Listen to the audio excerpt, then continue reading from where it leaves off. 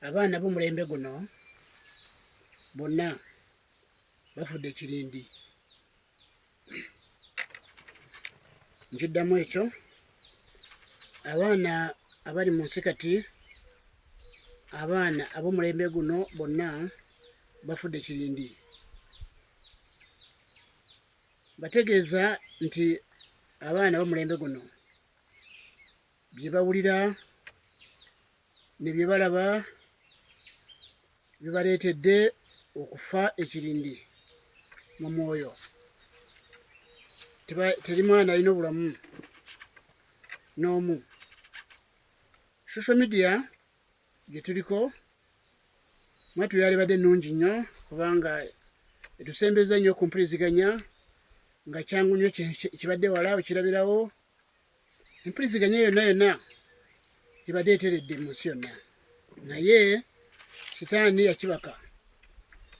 Social media sitaani yagibaka. Abaana abali mu nsi kati bye balaba ku social media ne bye bawulira bibaleetedde bonna okufa, okusaanawo awatali kusigaza n'omu. Bategeeza njogera kuba nsobola okwogera ku kigambo omukazi. Mbategeeza nti omukazi yatuzaala mukimanyi, era nze ayogera nammwe nakuzibwa na mukyala nnyo kubanga taata yaliwo.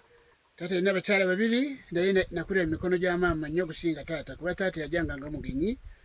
N'olwekyo maama yankuza nanteekamu kyeyagala kunteekamu, era neebaza Katonda ku lw'omukyala oyo omulimu gwe yakola mu nze.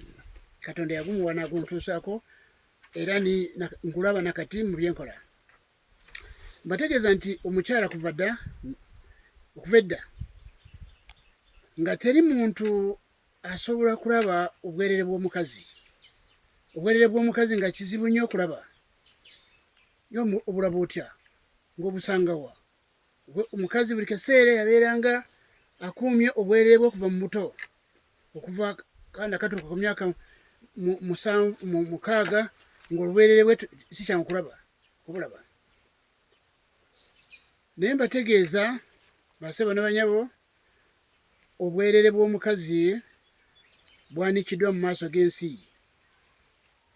Obwerere bw'omukazi bwanikiddwa mu maaso g'ensi mu baana bazadde, kubanga ffenna bali mu nsi tulizaddirira mukazi. Abaana bano abali mu nsi kati balabye bye balabye bye bawulidde n'amatu gaabwe. Abaana ab'omu nsi muno okuva ensi bwe yatondebwa okutuusa kaakati teri mwana yali alabye ebintu abaana b'omulembe guno bye balaba ne bye bawulira okusinziira ku social media. Omwana kati atuuka ku myaka 13 ng'ayingidde dda ku ssimu zajja nga bwemuziraba.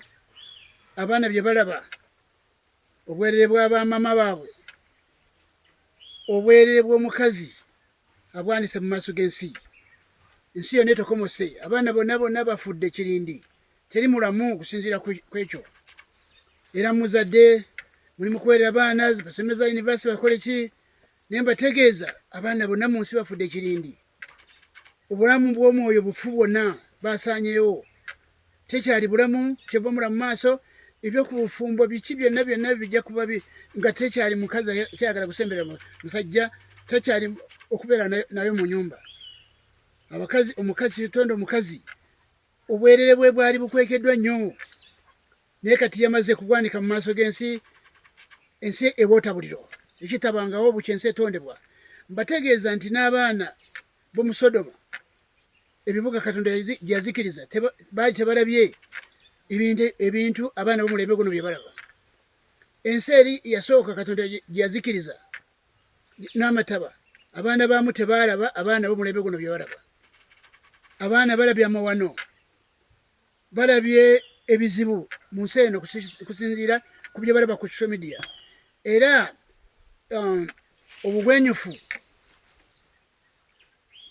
engeri zonna z'obugwenyufu eziri ku social media, mbategeeza nti ly'essomero erisinga abagolezi abaana bangi oba abayizi bangi mu nsi yonna teri ssomero eryenkana abantu batunulira byobuseegu abaana nkugambye emyaka 15 16 kutuuka ku 20 myaka gyonna abaana bonna basaanyeewo mu mubiri bafu mubalaba batambula naye bafadde basaanawo kusinziira ku byebalaba ku social media.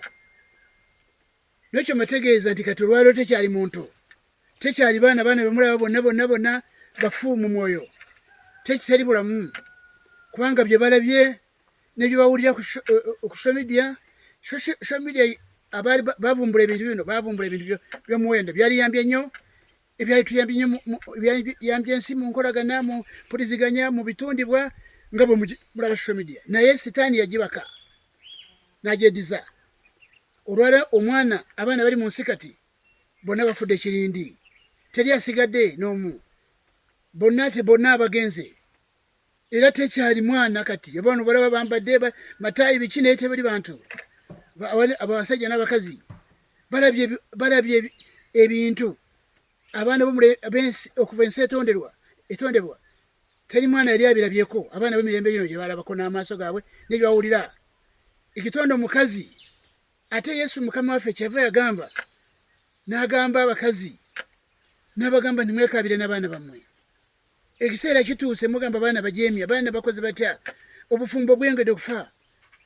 Social media tekozeseddwa ayagivumbula, ayavumbula ebintu bino kyemanyi yali tasuubira nti ate abavumbula kompyuta yali tasuubira nti bino bye bigenda kubeerawo. Abantu amadiini nabategeeza nti amadiini gonna era ke kabonero ke kamu kubona obulaga nti amadiini n'amakanisa agali mu nsi kati si ga Katonda, kubanga abantu bonna bali ku social media. Abo bakazi bona abandisa obwerere bwabwe n'ebigambo ebimukolwa ebyali badde mu byama, ebyali badde mu kyama nga tera bimanyi, tera abantu babitegeere mu byama eyo. Abakazi babyanise kubanga basajja zadde lya mukazi abali mu nsi. Nekyo mbategeeza basebo ne banyabo nti abaana bali mu nsi yonna bonna, buli mwana alina kuzikirira, buli mwana yenna alina kufa, buli mwana azaalibwa alina kufa takiyita.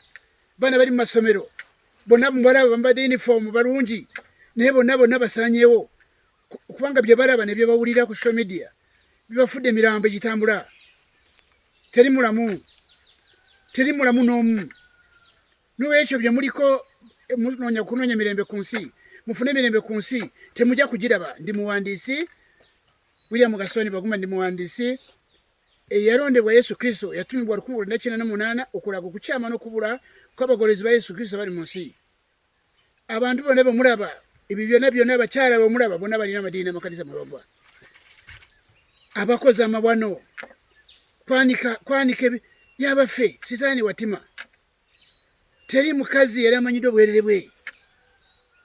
Nze ni musajja wa myaka 72 nkimaze, naye mbategeeza ekigambo mukazi ng'obwerere bwe bwankiso nnyo bukisibwa uva ku musajja gw'oyinza okusanga wali nga afuyisa ne ku kkubo, naye omukazi nga kyekintu kirala nnyo. Obwerere bwe nga bukweke bumanyidwa baawe yekka. Naye kati omukazi ayanise obwerere bwe mu nsi eno kifuuse kikolimo omulembe guno. Ekikolimo kyago kyanjawulo okuva ku mbeera ensi gyeyiseemu. Mbategeeza nti abaana babalaba n'ab'omu Sodoma ebibuga, era singa si Yesu Kristo omusalaba gwe okwanikibwa ku nsi eno nsi yali badde efuna ebizibu ebitagambika. Naye temwewala bizibu, temwewala mbeera. Katonda tasobola kusanyukira omulembe guno. Teri bantu abaali bakoze ebintu bino bye tukoze mu nsi eno, basebo ne banyabo.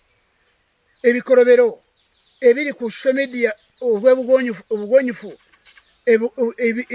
ebikolwa by'obugwenyufu ebiri ku social media, abaana bye balaba bato. Abaana obulamu mbategeeza bonna bafudde kirindi.